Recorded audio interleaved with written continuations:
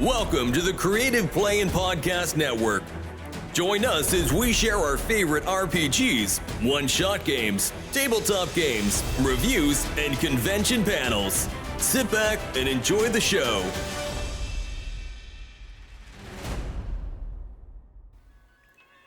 Hi, this is Kelly, aka Trixie from Ragnarok and Roll, assigned to Ragnarok Story, and Tilda Wimblewick from D&D Journey of the 5th Edition.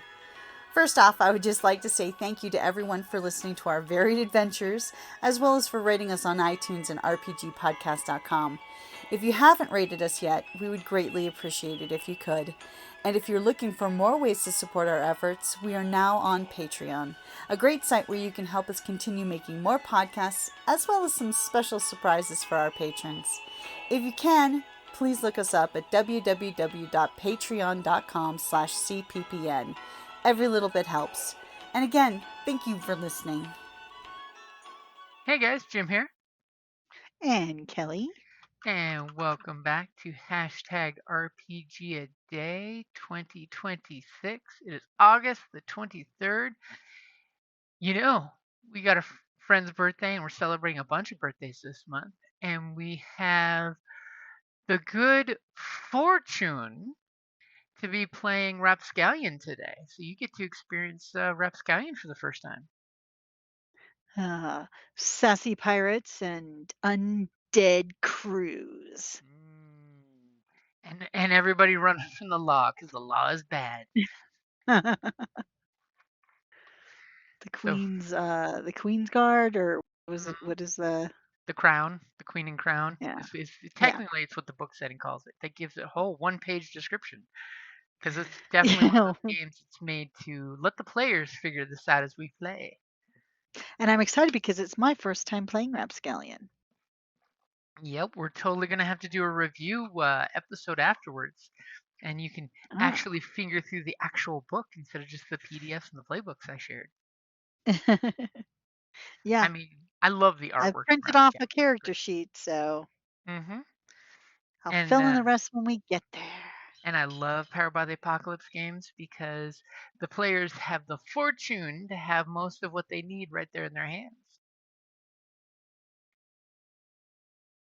So, what would you like to use for the word fortune? Well, that's very interesting. I mean, of course, we're always out for fortune. Loot. For fortune and Where's the glory. loot? Fortune and glory. But now, correct me if I'm wrong. There was not like a spell. It's not a spell, but it's like in Scion for telling fortune. Oh, yeah, one of the magic ones. Yeah, one of the purviews for that had prophecy and fortune kind of thing, which I thought was kind of interesting. Definitely gave you that soothsayer bit. Exactly. So I think it was Bona Fortuna.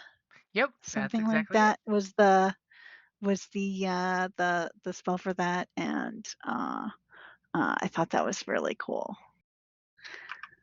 It gave you, especially depending on like what god you were the scion of, you know, if you had the magic purview and stuff. It was a very cool type of thing. It's a okay, let me look at it. Yeah, it's a two Bona Fortuna, which it's a 2-dot spell, so under the magic purview. So yeah, it calls upon the forces of fate for literal good luck streak. Every success achieved on casting rolls, and of course successes, it's a D10 system, and the cat is back and telling me how much they like it. Yes. Kitty Fortuna. Yeah. So every success achieved on casting roll awards a player 1 fortune die. So like if you do really well, these dice can be hoarded and spent through the rest of the scene to buff any subsequent dice pools. It's So a super now, powerful if well used ability. yeah, Exactly. Now, the player can spend multiple stored dice on a single roll, but maximum number of bonus dice added to one action cannot exceed half of the character's willpower score. And I had my Scion of Loki had this spell. So, yeah. Which is good when you're a trickster and a player on fortune. Exactly. So, and now I know, I think they changed it a little in the second edition of Scion, and it served like a 3-dot boon. Uh-huh. Okay. But it I didn't like the second edition as much. Uh, The game Part of mechanics it is, for yeah, that whole build your character system, it's not as oomphy as the first edition. well, yeah, because they changed it to a 3-dot boon for the Bona Fortuna, Mhm. but it basically subverts the core lore of the setting. Yeah, it gives you different ways to play Scion because there's that whole how much level of supernatural do you want in the real world versus the original concept was there was like the Percy Jackson books, The Mist or the Vampire Masquerade that keeps the normies from knowing what's going on until you get exposed and then you know what's going on in the bad way. Yeah, but in the first edition, Bona Fortuna, Uh-huh. good fortune, basically. Mhm. You got to, depending on how many successes you got, you could add it to subsequent dice rolls. Okay, but they change it and it's more powerful, or at least it costs more, so to speak, the Yeah. 3-dot boon. But in the standard Scion, most Scions are notoriously played. I mean, you get bad luck. I'm sorry. It's true. And the, and and then when, of course, you have the bad luck, you get the fate binding. Like that All the dumpster fate that was binding. traveling. How this dumpster, that got fate bound to us when we dumped all that fate in its presence, uh, I mean, somehow your Scion of finds its Fear did way. use the dumpster twice as a weapon too. Let's not Yeah, forget it was brought in. You brought it into the story, so it became part of the story. yeah. So it's a little